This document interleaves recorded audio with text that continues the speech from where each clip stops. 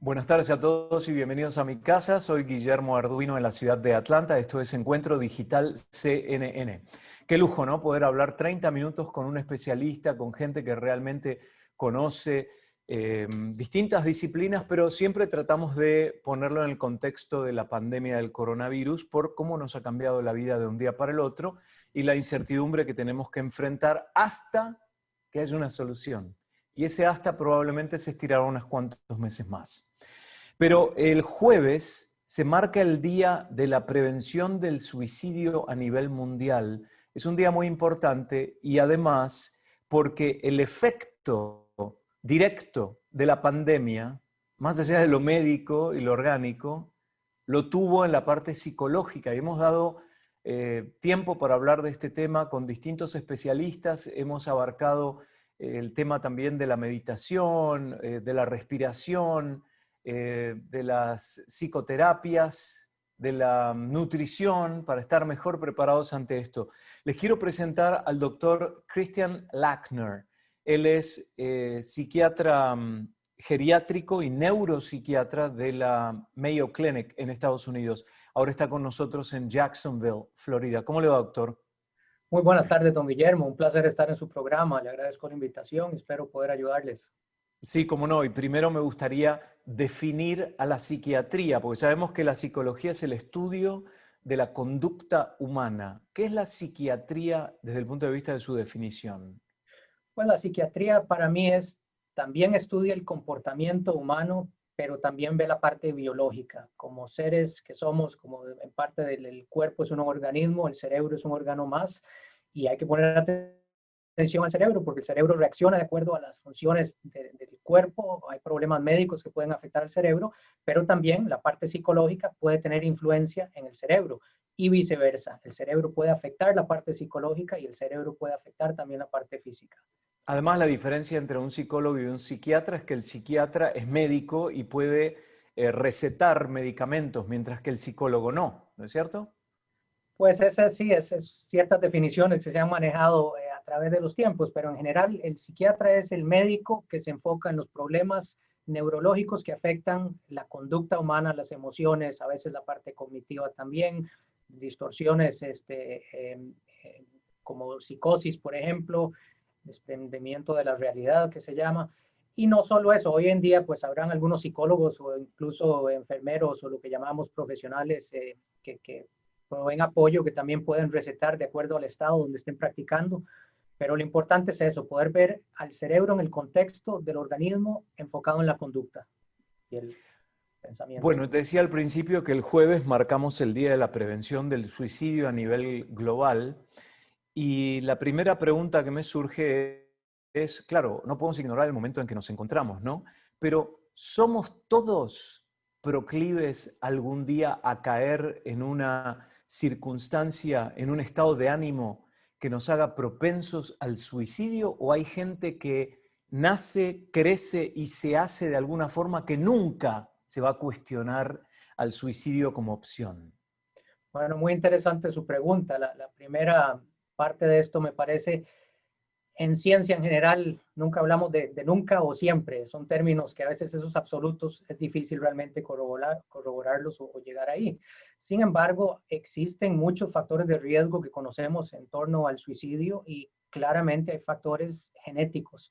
Quiere decir que desde antes de nacer la persona hay una vulnerabilidad genética o hay una resiliencia genética en cuanto a poder adaptarse a situaciones en la vida. Estos genes se prenden y se apagan de acuerdo a reacciones con el entorno también. Entonces, sobre todo los primeros años de vida son sumamente importantes.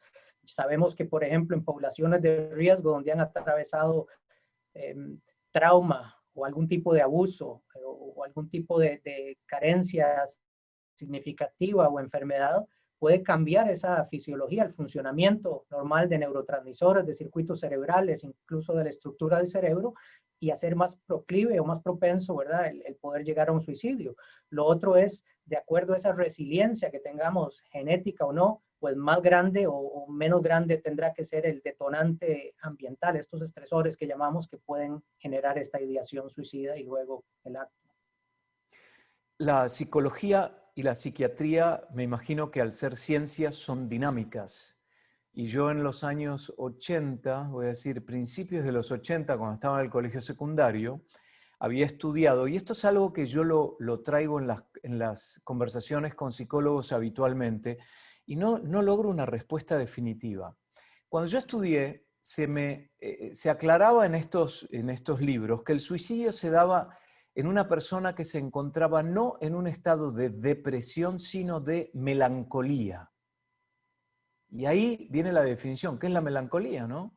La melancolía yo lo entiendo como un estado de apatía, en la que nada importa, nada cambia. Ya la persona está en una posición, en un lugar donde nada lo hace cambiar. Por lo tanto, cuando dicen cómo Juancito pudo suicidarse sin pensar un minuto en el dolor que le provocaría a la madre, porque no podía, es la respuesta, porque estaba en un estado melancólico que no le permitía conectar el sentimiento con esa circunstancia. Entonces me pregunto, ¿el suicidio debe darse solamente en un estado de melancolía o puede suceder en un individuo que está deprimido pero no melancólico? También un poco de histórico el contexto que me menciona. Este término melancolía realmente viene de melan, que es como la pigmentación negra, y colía, que viene como del hígado, era esta bilis negra, y se utilizaba para describir pues estos estados anímicos bajos. Hoy en día no es un término que usamos realmente para describir, sino que hay varios síntomas. Yo creo que melancolía viene a ser tal vez el equivalente a lo que llamamos hoy depresión, y no necesariamente depresión clínica, porque también ese es un término que popularmente la gente usa y no necesariamente pues es depresión, a veces lo que quieren decir es tristeza. Para responder más específicamente su pregunta, se puede, claro, llegar a un suicidio sin tener un antecedente depresivo. En cuenta, pues en su gran mayoría, las personas que completan un suicidio, y para repasar lo que es un suicidio, que es una conducta autodestructiva que llega a producir la muerte, pero tiene como fin la muerte. Entonces eso es diferente, ¿verdad?, a los accidentes, que puede ser una conducta autodestructiva, tal vez un poco de riesgo, pero no necesariamente está el intento. Eso es importante. En este caso, 90%, casi siempre, 90% de los suicidios que se completan, las personas tienen un trastorno psiquiátrico de fondo. Dentro de esos, los trastornos afectivos, sea la depresión o trastorno bipolar, pueden llegar al suicidio. Entonces es importante reconocerlos para tratarlos. Y esto viene cambiando y es interesante porque hay ciertos estudios que en los últimos 10, 20 años han salido con cifras muy diferentes a las que manejábamos anteriormente. Quiere decir que hoy en día hay también casi la mitad de los suicidios en personas que no necesariamente padecen un trastorno psiquiátrico, ni siquiera depresión, ni siquiera bipolaridad o esquizofrenia o psicosis o abuso de sustancias o cosas de estas. Entonces es lo que hablábamos. ¿Qué es lo que lleva a esta persona a cruzar ese umbral entre escoger la supervivencia, ¿verdad?, que de naturaleza es adaptativa, y elegir realmente el suicidio como una alternativa? Muchas veces yo pienso que el suicidio, la condición que lleva a después, a esa ideación suicida, el preámbulo, tal vez es tan doloroso para la persona. Es un dolor psíquico, es un dolor que puede ser emocional también, puede ser físico, pero realmente ven como salida ya sea a su problema o donde se sienten desesperanzados. Entonces muchas veces yo hablo pues con mis residentes o algo y les comento, la depresión para mí no mata, lo que mata es la desesperanza. Y cómo llegamos a esa desesperanza y cuáles factores de riesgo hay en esa línea, es muy importante descifrarlos para poder tener intervenciones. Recién pensaba, cuando usted hablaba, que probablemente el bullying siempre ha existido, aunque no existía la palabra, pero los medios electrónicos no existieron siempre. El bullying en la época mía, donde no había medios de comunicación instantánea, se daba en la escuela, en los grupos sociales, en el club, a veces en la familia. Hoy en día se debe vivir con mayor soledad y además el paso del tiempo, cuando éramos chicos, tal vez era mucho más lento que hoy, porque estos medios nos absorben, ¿no? Y de alguna forma miramos el reloj y decimos, Dios mío, pasaron 20 minutos que yo estaba en esta red social y no me di cuenta. ¿Hoy hay más suicidios que hace 50 años o vamos a decir desde el año 2000, hace 20 años, desde el advenimiento de los medios digitales, o antes no se le seguía tan de cerca como se lo sigue hoy? Bueno, en cuanto a las cifras exactas, tal vez es muy difícil darle una opinión más certera, porque creo que esto varía de lugar a lugar. Es interesante, por ejemplo, en Estados Unidos se manejan cifras de que 13 a 15 personas por cada 100,000 habitantes llegan a cometer un suicidio. Estas cifras a veces fluctúan durante ciertos años. No sabría decirle si en los últimos 20 años estas cifras han cambiado drásticamente o no, pero yo creo que todo esto lo que hace es darnos una imagen de lo que es, cómo está la sociedad. Usted hablaba de los medios electrónicos, me parece muy atinada su comentario, porque realmente el medio electrónico, así como a veces yo digo, ayuda a unir a los que estamos de lejos, pero a veces desune a los que estamos de cerca. Claro, Mismo, hoy en día las personas están ocupadas con su teléfono, con sus medios sociales y entonces se pierde esa comunicación. Yo creo que el ser humano ha venido desarrollándose a través de miles de años. Y no puede ser que un sustituto en los últimos 20 años o 10 años venga a quitar todo ese proceso de comunicación. Hay algo muy válido en sentir a la otra persona cuando uno habla, en el entorno en que se da, ayuda a facilitar memoria, hay muchos procesos. Ahora, también son muy buenos mecanismos, por ejemplo, en esta pandemia, cuando es muy difícil y esa soledad puede estar ahí, que es uno de los factores de riesgo al suicidio. Entonces, aquí es donde estos medios electrónicos pueden ser una gran herramienta para poder claro. comunicarse con gente, disminuyendo el riesgo, ¿verdad?, de toda esta pandemia. Pero creo que es interesante porque el cerebro definitivamente tiene que ajustarse a todos esos cambios, ya sea a veces en la capacidad de retener atención o en la intensidad de lo que se está haciendo, sean juegos o no, los adolescentes, o cómo se desarrolla tal vez ese cerebro. Hablaba usted del bullying. No es igual tener un bullying cuando se estaba en una escuela y son un grupo pequeño a tener hoy en día bullying cuando pueden ser miles o millones de personas realmente cargando su ira hacia otra persona. Son cargas muy distintas, ¿verdad? Que tienen que Fíjese, doctor, que para mí el bullying fue en alguna forma algo bueno en mi vida, porque en su momento lo pude navegar y después me preparó para enfrentar este mundo de hoy, ser una persona pública en la que tiene que recibir por la naturaleza de mi profesión ataques constantes, malas interpretaciones innecesarias, pero me preparó ese bullying para hoy en día poder enfrentar a un mundo tan belicoso, digital y tan agresivo. Pero yo me quedé enganchado con un comentario que decía usted al principio, que hay algunas características genéticas que hacen más propenso a una persona a sentirse de determinada manera. Eh, ¿Cuál es el periodo de la vida de una persona más importante para poder desarrollar herramientas y enfrentar la adversidad o la posibilidad también de pensar algún día en el suicidio? ¿Es la niñez o la adolescencia? Pues yo creo que la niñez definitivamente me parece más importante. Creo que cronológicamente, incluso antes de eso, volvemos a la parte genética. ¿Por qué genética? Porque, por ejemplo, se pueden heredar algunas alteraciones en estos transportadores de serotonina, por ejemplo, que es un neurotransmisor que ayuda en los estados anímicos o también con ansiedad. Y hay personas que con una carga menor que tienen, por ejemplo, de estrés en la vida o de adversidad, pueden precipitar cuadros ansiosos o pueden detonar también cuadros depresivos. Con una niñez donde hay abuso, donde a veces no se puede creer en esas figuras de autoridad que son los padres inicialmente, donde hay hogares destruidos, donde hay a veces abuso por parte de los mismos padres o de los hermanos o de allegados de la familia, todo tipo de abuso.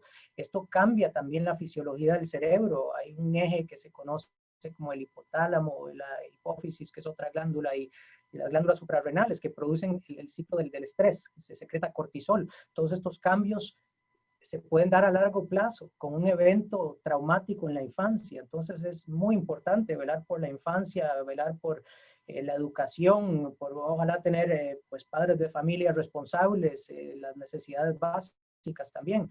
Hablaba usted del bullying, cómo le ayudó y en su profesión.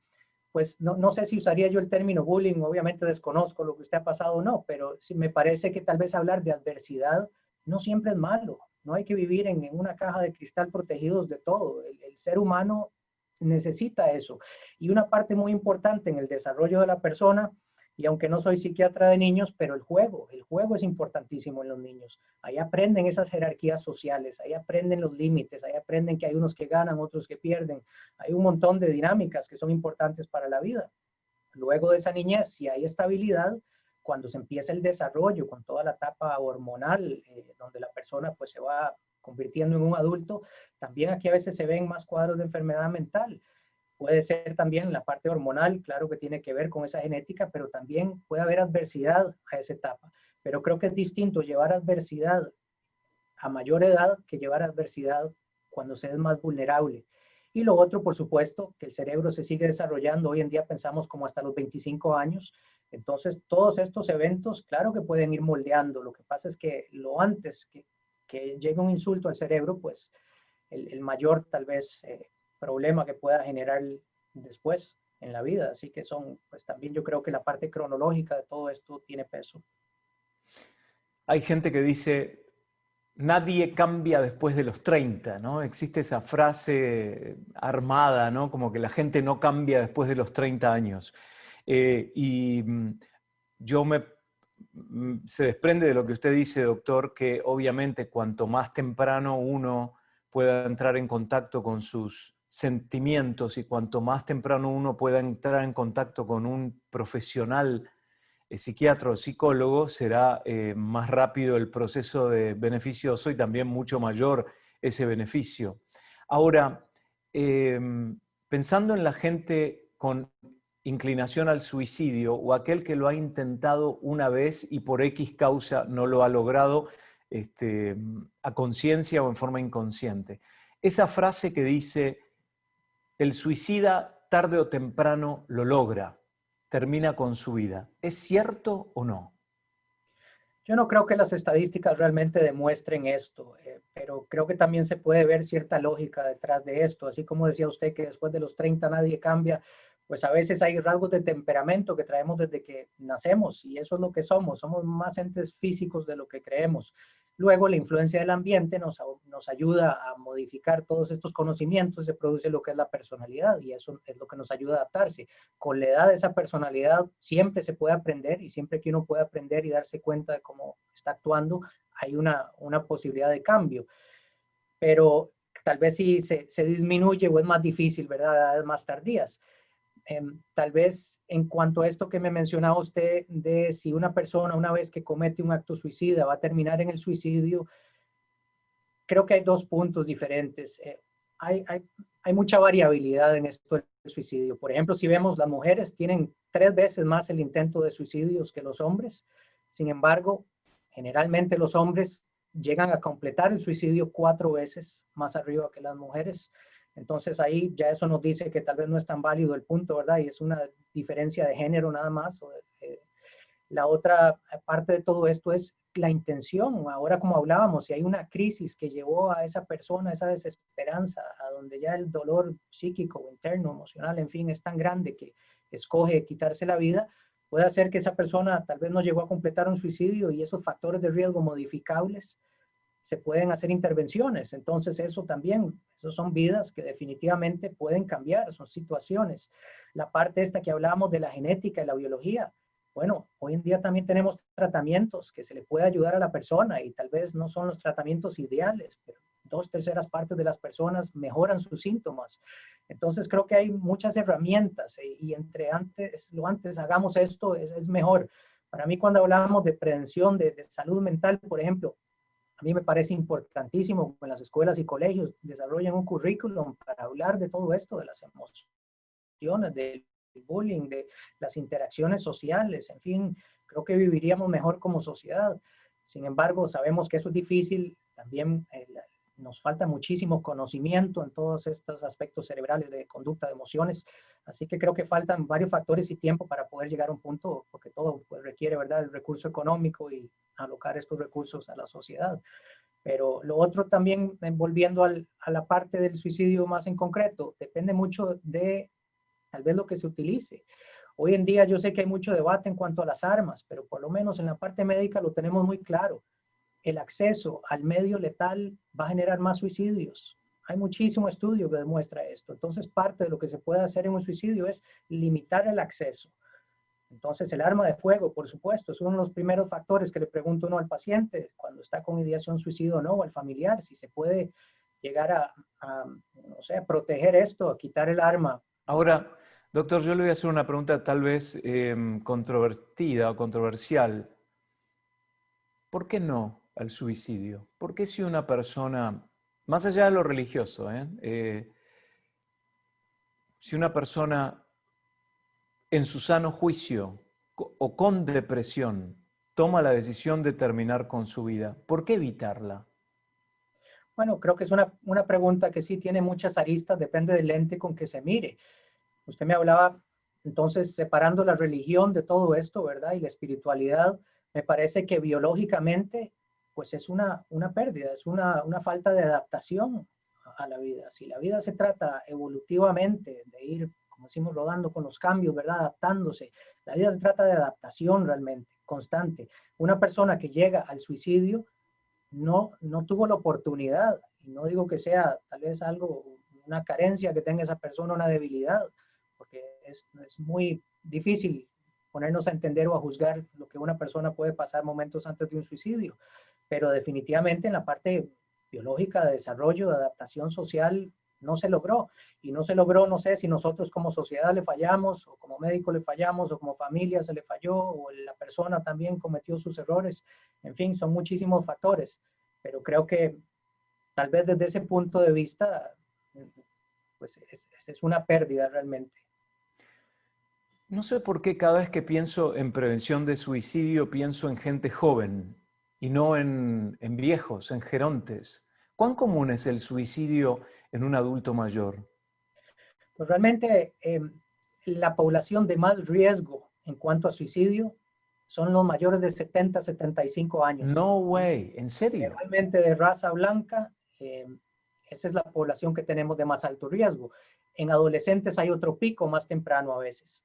Y se ve que a veces creo que es la segunda causa, si no me equivoco, de muerte en adolescentes por eventos traumáticos de este tipo. ¿Y Así que los adultos mayores, cuáles serían los móviles? ¿Es por una cuestión de soledad, de salud, de desesperanza?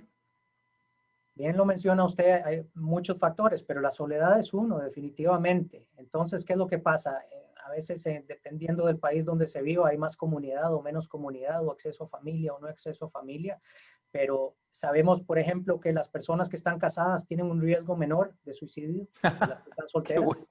qué buen Así que dato. no recomiendo ir a casarse específicamente por eso, pero definitivamente ayuda. Igual la persona que tiene hijos tiene menos riesgo que el que no Claro. tiene hijos. La persona viuda tiene un riesgo aumentado. Entonces, Mm, tal vez ahí podemos ver parte de esos problemas. Lo otro que pasa en el adulto mayor, el cerebro también envejece, mm. tiene menos resiliencia, tiene menos capacidad de adaptación, así como se pierde la vista, se pierde el oído, pues también se pierde a veces esa capacidad de adaptarse, dependiendo de cada persona.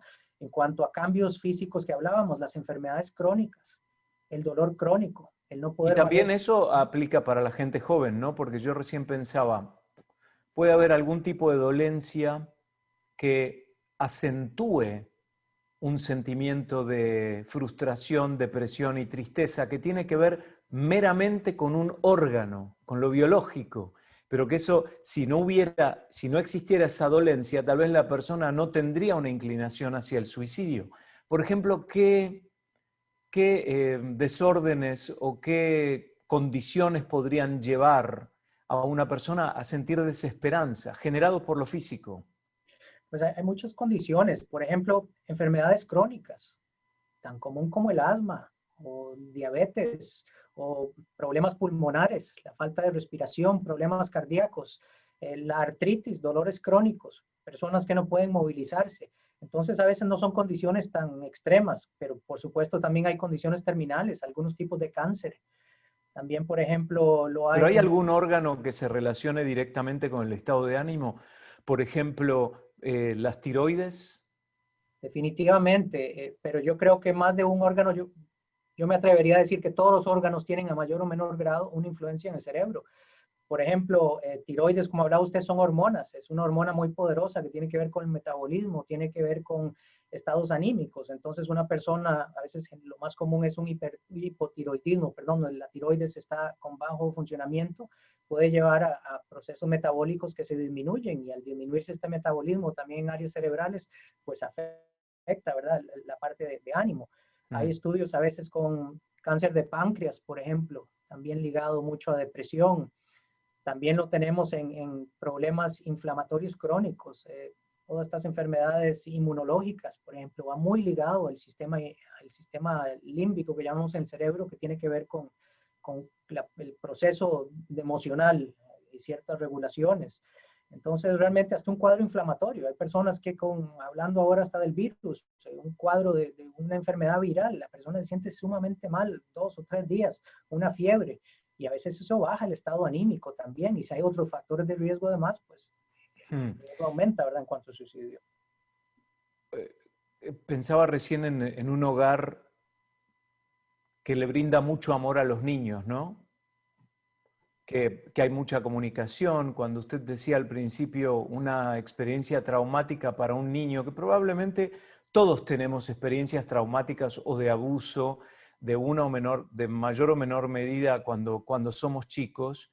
Pero digo, probablemente un hogar con mucho amor y sin agresión y con buen trato sea el contexto necesario como para que alguien tenga más ganas de vivir, ¿no? Eso es indispensable. Yo creo que aquí es donde tenemos mucho trabajo que hacer por la niñez, y esto nos ayudaría no solo en aspectos psiquiátricos, en cualquier cantidad de enfermedades médicas también, porque esa autoestima saludable, es Ujú. el poder confiar en estas figuras de apoyo, es el poder relacionarse y poder dar y recibir amor también, poder socializar dentro de un contexto donde haya pues un ambiente seguro, sano, donde también creo que a veces no es solo querer a los hijos y demostrarles todo esto, como bien lo hablábamos antes, a veces se necesitan esos retos, Claro, la disciplina. y cierta adversidad a veces creo que es importante, por lo menos Claro. dosificada, para que el niño también aprenda a valerse por sí mismo y no desarrolle personalidades muy dependientes después. Y siempre y cuando teniendo en cuenta que los padres tienen una estructura psicológica estable, porque por ahí los padres no tienen dominio de su perfil psicológico y tienen su inestabilidad y tienen sus problemas y a partir de ahí es una, una escalada de problemas. Doctor, ¿cuáles son los signos más claros cuando uno se enfrenta a una persona que podría tener tendencia al suicidio? ¿Cuáles podrían ser las señales que no deberíamos ignorar?